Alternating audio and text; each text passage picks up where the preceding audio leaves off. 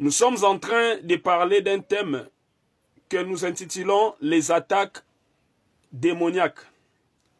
Mon frère, ma soeur, nous devons savoir que s'il y a un endroit où les démons se sentent à l'aise, s'il y a un endroit où les démons se sentent chez eux, mon frère, c'est dans la vie d'un être humain.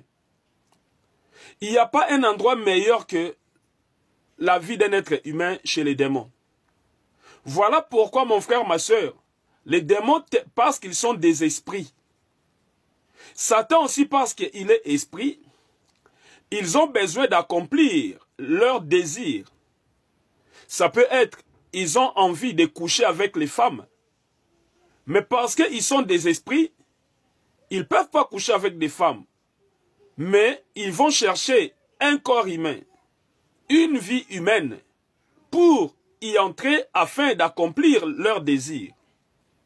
Donc nous comprenons que pour qu'un esprit démoniaque, pour que Satan, le diable, accomplisse son désir, son souhait, il a besoin de passer par la vie d'un homme. Voilà pourquoi, mon frère, ton corps, ton âme, ton esprit est tellement précieux aux yeux des démons, est tellement précieux aux yeux de Satan le diable, qu'il cherche à tout prix s'accaparer pour accomplir leurs besoins. Oh mon frère, ma soeur, et mon frère, le diable à chaque fois qu'il arrive à pénétrer dans la vie d'un homme, mon frère, c'est pour les détruire. Je crois, nous savons tous, la Bible au livre de Jean 10 nous dit ceci. La Bible, Satan, le diable, ne vient que pour voler, détruire et égorger. Vous comprenez? Donc Satan, si bien que il se sent à l'aise dans la vie d'un homme. Les démons, si bien que ils se sentent à l'aise dans la vie d'un homme. Mais sachant que, mon frère, ils n'ont qu'une seule mission, qui est celle de te détruire. Qui est celle de te détruire. Et quand nous parlons de la destruction, c'est pour détruire ton âme. Voilà pourquoi il y a les gens qui marchent dans les péchés. Voilà pourquoi il y a les gens qui se compromettent dans les péchés. Et ils trouvent ça normal. C'est tout simplement parce que ces gens-là sont dominés par les démons. C'est parce que ces gens-là sont dominés par les esprits impurs. Voilà pourquoi, mon frère, ma soeur, je vous dis, il n'y a pas un endroit meilleur que la vie d'un homme. Il n'y a pas un endroit meilleur que l'âme d'un homme. Il n'y a pas un endroit meilleur que l'esprit d'un homme.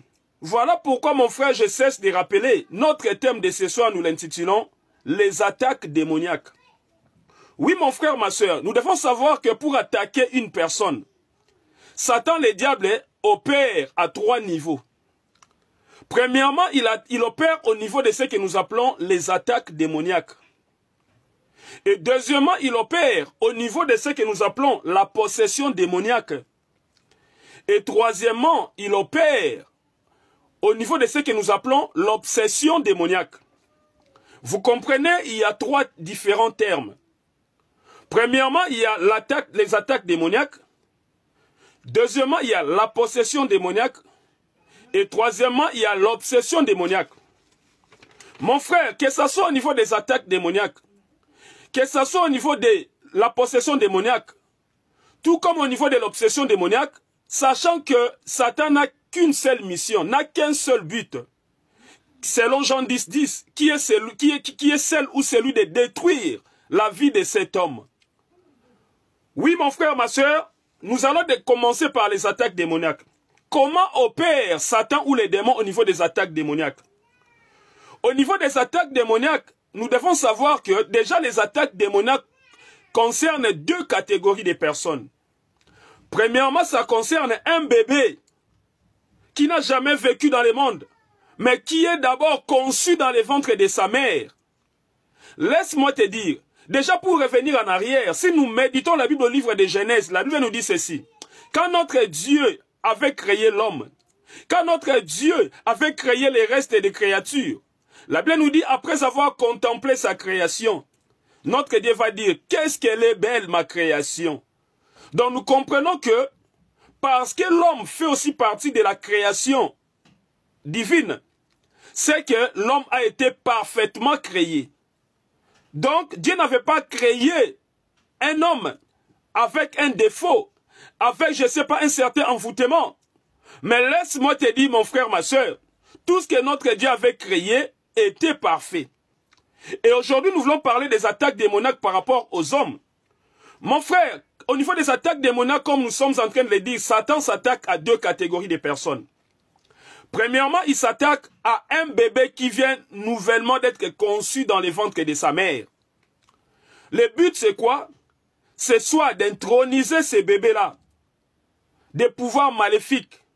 Voilà pourquoi ne soyez pas étonnés. Des fois, vous tombez face à des familles qui vous disent « Notre bébé, on ne comprend pas.